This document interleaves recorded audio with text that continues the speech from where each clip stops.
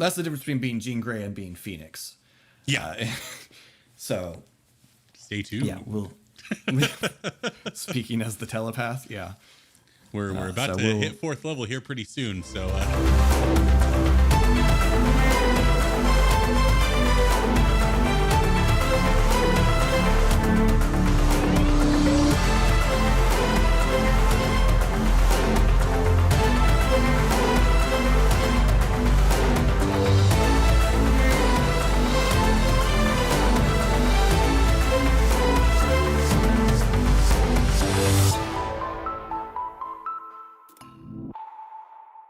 Hello, and welcome to Khyber Shards, a 5th edition actual play show set in the Abberant campaign world. I'm Philip. I'm Eric. And tonight is another Khyber Shards Answers episode, our little extras on Friday, where we sit down and talk a little about where the campaign is, take a few questions from our wonderful patrons over on Discord. And if you'd like to get questions to us for Khyber Shards, you can join our Discord. You can find a link down in the description below. You can also offer us questions posted as comments on any of these videos. Yep. We do have a drive going on to try and get a little bit more user engagement through comments.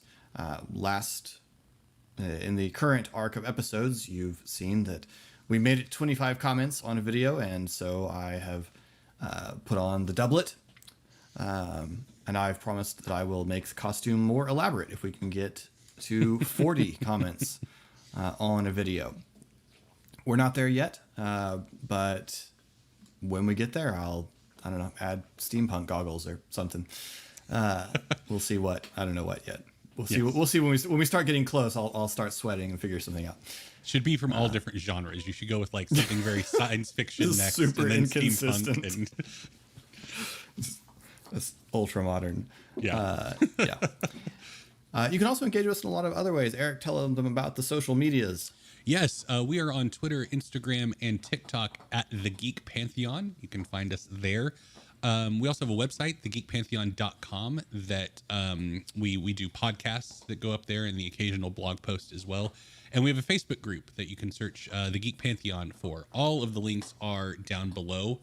And additionally, if you want to talk in real time about the episodes or D&D in general, I do stream on Twitch every Sunday and Tuesday at 8 p.m. Central and Saturday mornings at 8 a.m. And occasionally Philip hangs out in chat also. So come hang out and have a good time. I think that's everything. Well, let's get to it.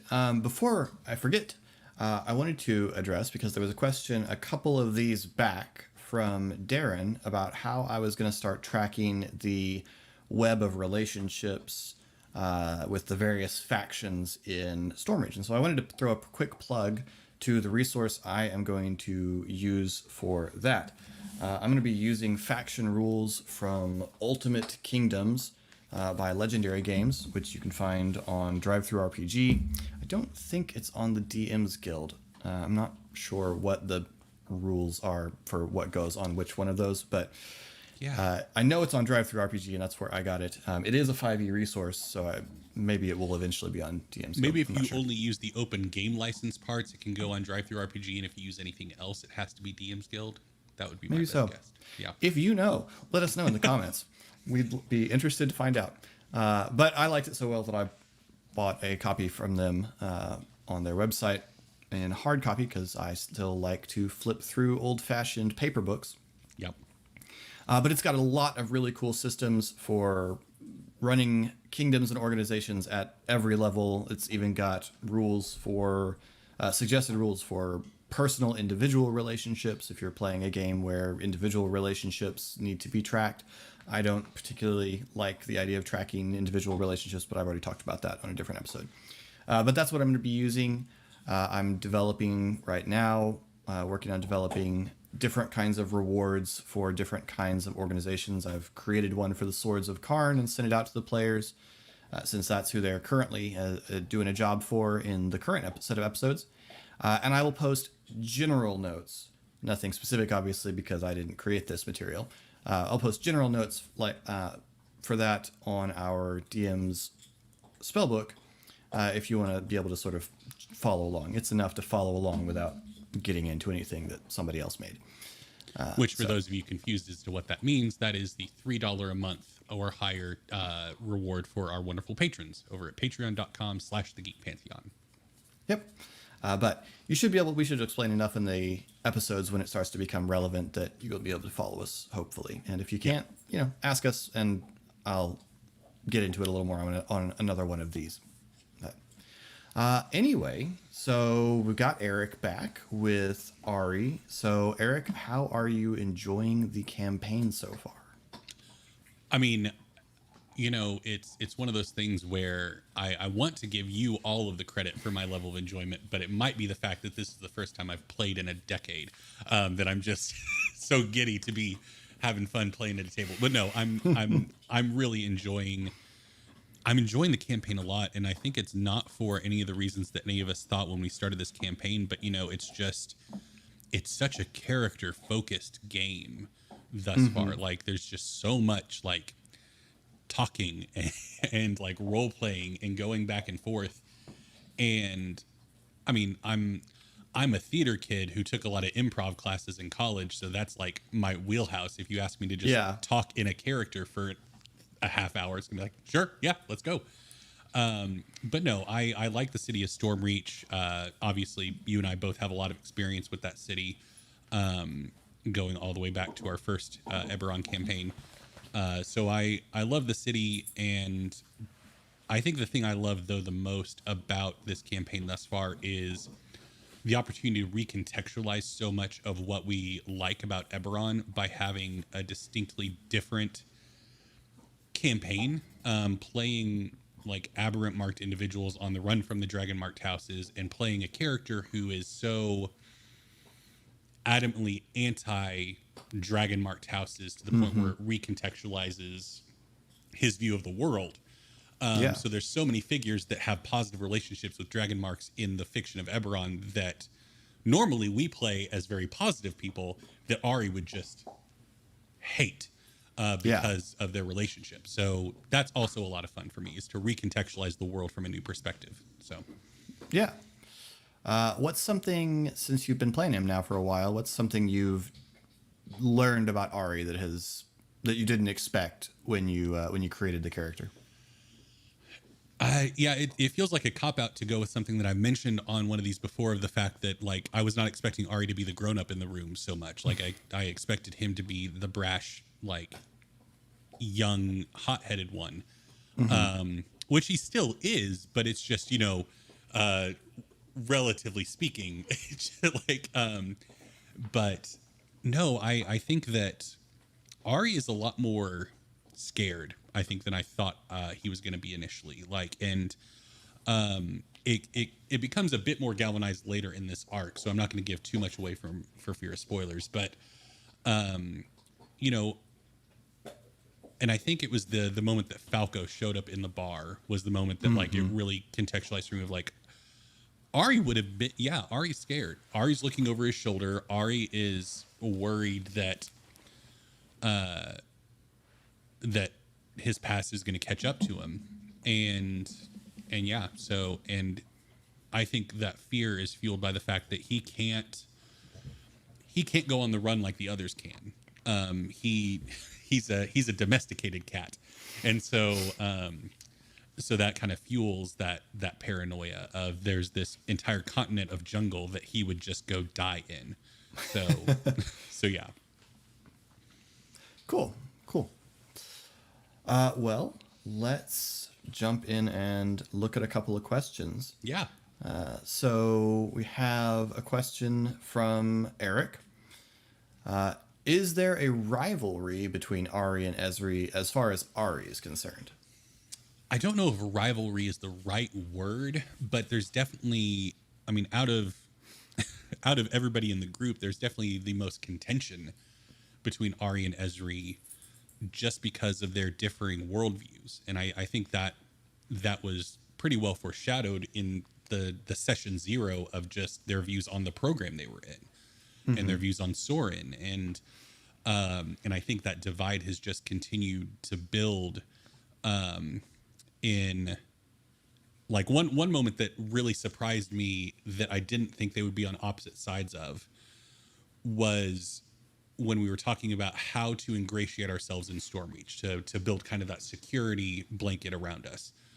And Ari's was very like, let's go become heroes of the people, champions of the people, to where if something bad were to happen to us, the community would flock around us to protect us. Whereas Esri was, let's go appeal to power and let's go appeal to authority and get in their good graces, and then they'll protect us. And I mean, I guess I should have seen that coming, given that if you have a positive view of the Dragon Marked houses, you're going to have a more positive view of authority. Whereas if you're anti that, then so I think rivalry is the wrong word. I think they just have different worldviews right now. And I think that leads them to having different ideas of basically how every situation should be resolved. Except that neither of them are inherently violent, which I think keeps things from becoming too bad. Like, I feel like if one of them was trying to talk to somebody and the other one was just hitting them with a sword, that would become a much more difficult relationship to balance. Whereas right now they both want to talk. It's just they both want to use different skills when they're talking. So yeah. So for Ari, it's interesting because the fact that they've been and I have to remind myself that, like, this group has been together for years at this point. And we're just now seeing how contentious Ari and Esri are with one another. And has it been that way for all this time? And my God, do I feel sorry for Shade and Pog if that's the case. Like, how do you still live with these two people? And so, yeah, it's interesting. Not full on rivalry, not full on antagonistic, just, you know, roommates that view the world differently. So, yeah. Yeah. And also from Eric, what does Ari think that the strengths of Esri, Pog, and Shade are?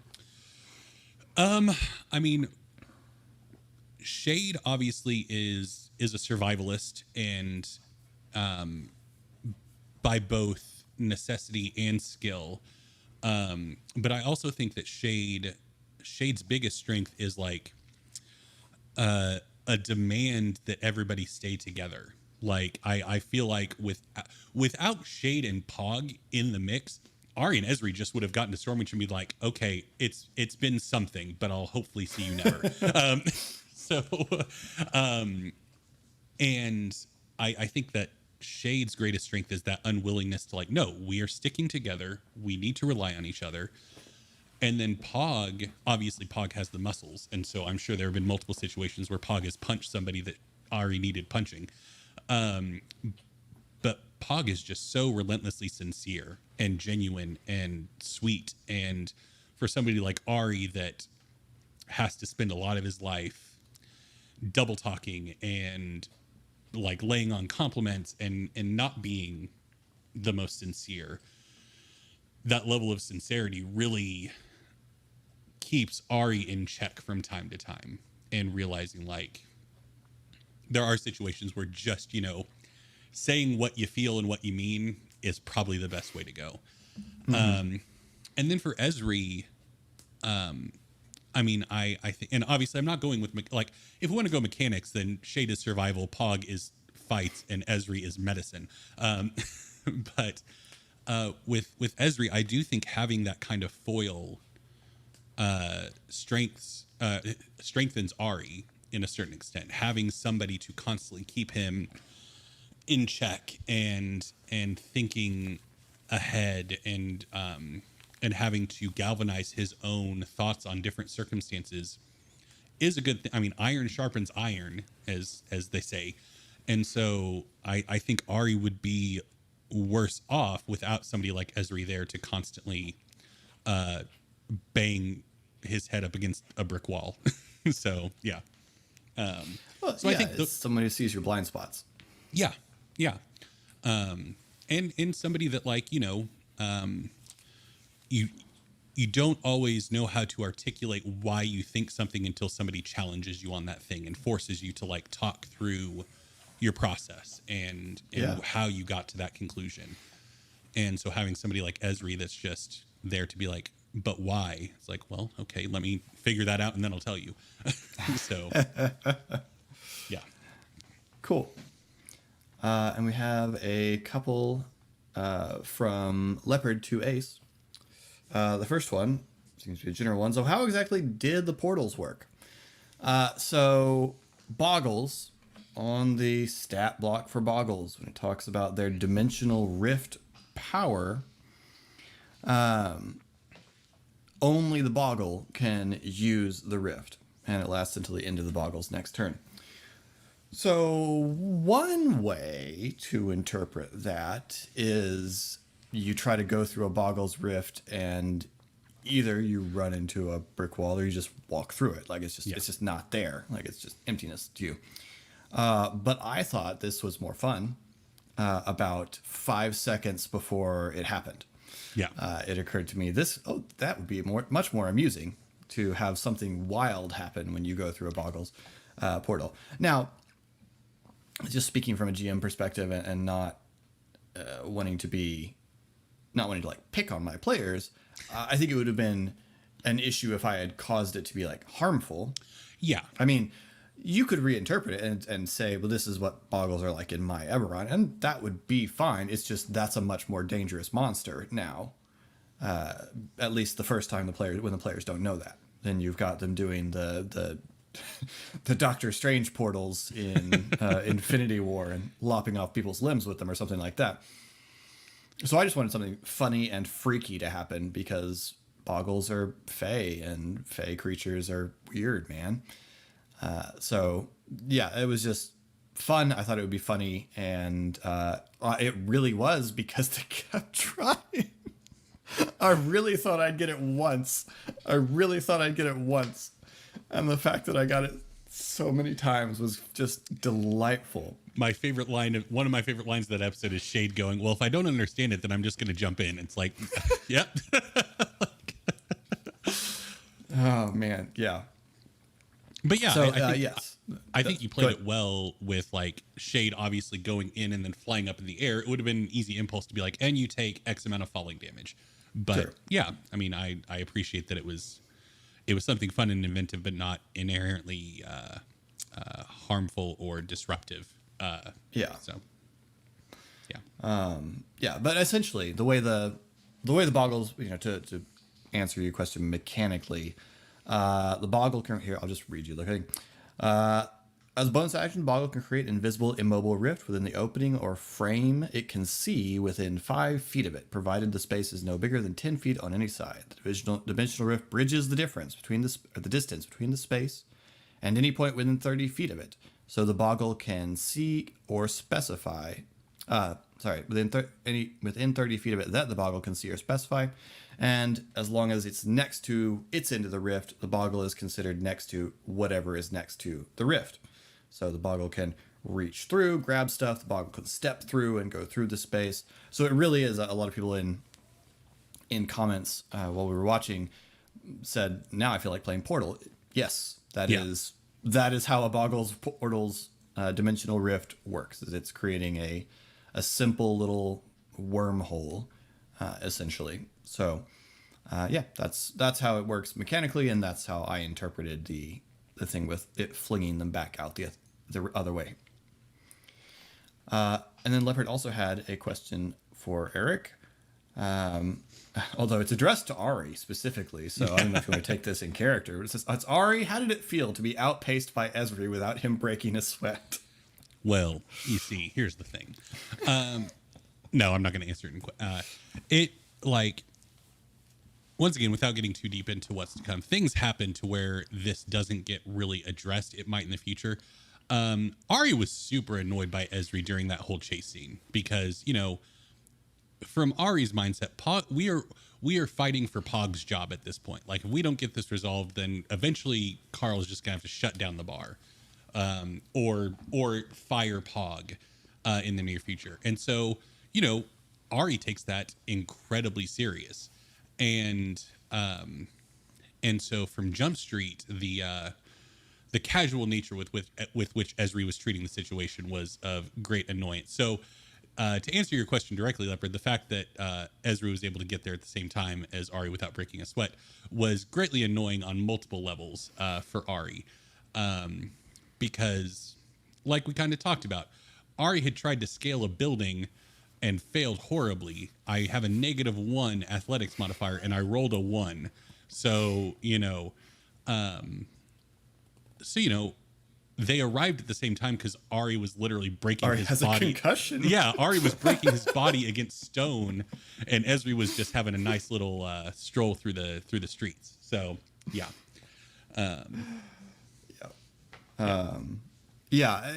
I enjoyed it. It's really interesting because it has been pointed out so often in various comments, things like that, that we got Ahri and Esri, the two adults in the room, and these two wacky, helpless kids, Shade and Pog. But then we threw us in a situation where it required action, and man, Ahri and Esri are helpless. Yeah.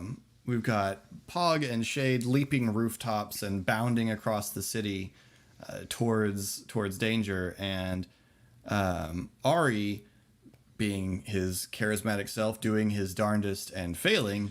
Trying so hard. Trying so hard, yes. And Esri deciding, there's no way that I keep up with them, so why tire myself out? And so it was very nice to me to present a situation where we see, oh, this is really what Shade and Pog bring to the table, is they're the ones who can get into it and fast. So I enjoyed the chase scene for that, but also it was funny. I thought it was just a really fun little madcap run through the town sequence. Yeah. And that's why Ahri keeps screaming at them like, I can do one thing well. Just let me do the one thing. Anything else, I'm helpless. I need you all. But so, you have any other particular thoughts on the most recent events? Yeah, I mean, it was. I was excited to get back into it because obviously, due to the costume change, you all can tell that this was us picking back up where we left off from a month of waiting to try to tempt these darn boggles. But the moment, obviously, that I would love to hear from you about, if I can ask you a question. Let me turn these tables real quick. I suppose. I mean, obviously, the Shade lightning bolt moment, I think, is a big thing that deserves being talked about. So, like, what was... Because we talked post-recording a bit about this, but, like, what was the decision-making process in that moment? Like, how did you decide lightning bolt? And if you want to talk about the more metatextual stuff surrounding it, then, yeah. Sure. So... my intention has been, so everybody got to start with an Abberant Mark as a little bit of a bonus feat, and my intention was always for the marks to develop and grow. But we run into a little bit of a narrative thing when you do that. Because here we have 4 individuals with these highly unpredictable things, and if all of their marks suddenly evolve simultaneously, it's just a little, I don't know, it takes me out of it. Yeah, I don't like it. I always do milestone leveling, so I never have players with different levels of experience. So they all, they're all going to get their feats at the same time. They're all going to get their subclasses at the same time, that sort of thing, or more or less. I realize Esri got his at level 2, but the Dragon Mark is such a big narrative thing for the Dragon Mark to evolve, especially because I don't know for sure whether these characters knew that was a thing that could happen.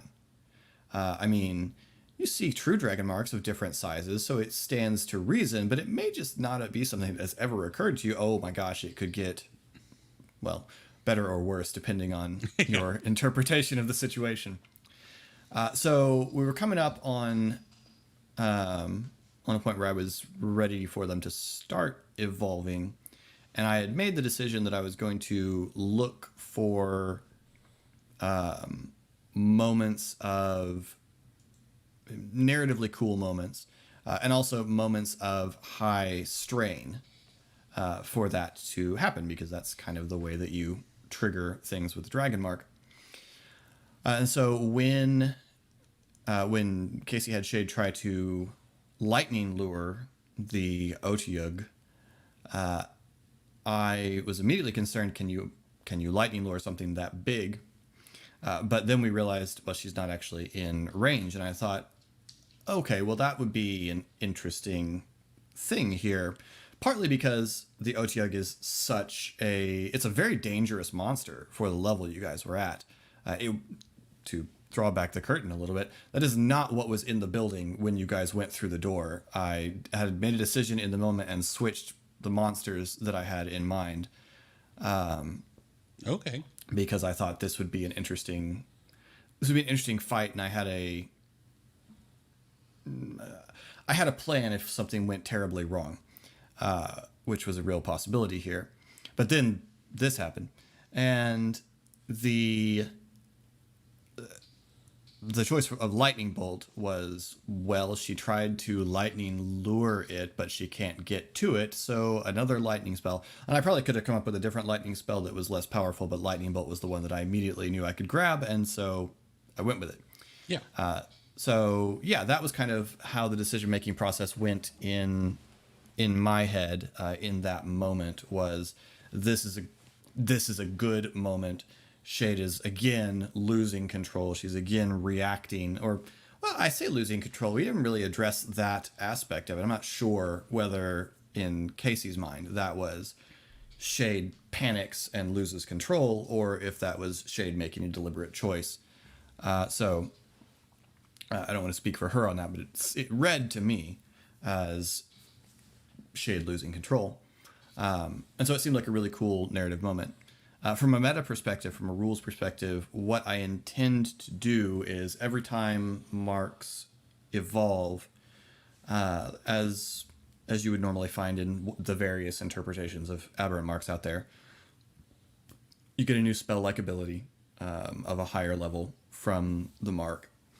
But in addition, because I always liked the really weird Dragon Mark feats from the old 3.5 books, especially Dragon Marked, the old Eberron source book, which has just a huge number of crazy things you can make marks do.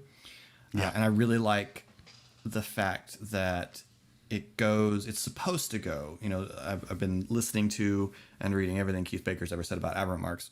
And one of the things that he keeps reiterating is a Dragon Mark is really supposed to be a lot more than a spell-like ability. A spell-like ability is kind of the thing we can do mechanically to represent what this is, but it's really, an Abberant Marks could be anything. Yeah. And so I've started coming up with a list of upgrades, essentially, evolutions, that are some created by me, some I've pulled from sources, some I've updated from old 3.5 rules. And every time the mark evolves, I'm going to let the player also choose one of those evolutions to attach to their mark. So it will be interesting to see where people go with those. But I think they're pretty cool, and I'm looking forward to see what we get, because I really want. Well, we pitched this as X-Men, right? This is X-Men and Eberron, and so I want the characters to start feeling like superheroes. And I realize that I'm definitely setting up the characters to become very powerful, potentially very quickly, which obviously you wouldn't know anything about from Eberron Renewed. There's nothing like that. Yeah. But that's it doesn't okay. lead to any problems later on in the campaign, No, Philip, I can assure you. But like I say, I don't mind. I can throw more powerful things at you or create weirder situations for you to get yourselves into, and it'll just be fun. So that's kind of where that was, and I think it turned into a really cool moment. We get more of a little bit of the fallout of that in the next couple of episodes. We've kind of stopped on the realization, but we get a little more of that upcoming. So stay tuned for that pet cameo. Yeah. So. Okay. Yeah. So, as we go forward, I'll be watching for other narrative moments. I don't want to do them all, in too quick succession because that poses exactly the same issue. So it's kind of going to be just a judgment thing for when something goes terribly wrong or terribly well for a character, depending on the situation. Is kind of where I'll go. Yeah. And I had the stark realization when you talked about our Dragon Marks evolving and growing, because obviously knowing Eberron lore, least, lesser, greater Dragon Marks vary in size as well. And having already described Ari's Dragon Mark as being right back here, you only have so much real estate before the hairline's got to start changing. So yeah, I had that realization like, crap. Yeah. My intention also, because this has been asked as well, and we haven't really dealt with it yet, but my intention also is that as the marks grow in power, the trouble of having a mark grows. Abberant marks are typically in some way detrimental to their bearer, whether it's because the mark is slowly driving them mad, or the mark is gradually deforming them, or what. We'll come up with some different options for that. But I'm also going to start requiring, as the marks evolve, characters to accept some kind of flaw to go along with the mark. Nothing, I think, enormous, and nothing that's going to make the character feel dumb. Yeah. But probably looking at things like the unfavorable qualities for magic items lists in the DM's guide, that kind of thing are probably retribution for all the ones I threw at you. I see. Okay. Yeah, I'm not going to do it too randomly, but yes, there's some fun options there.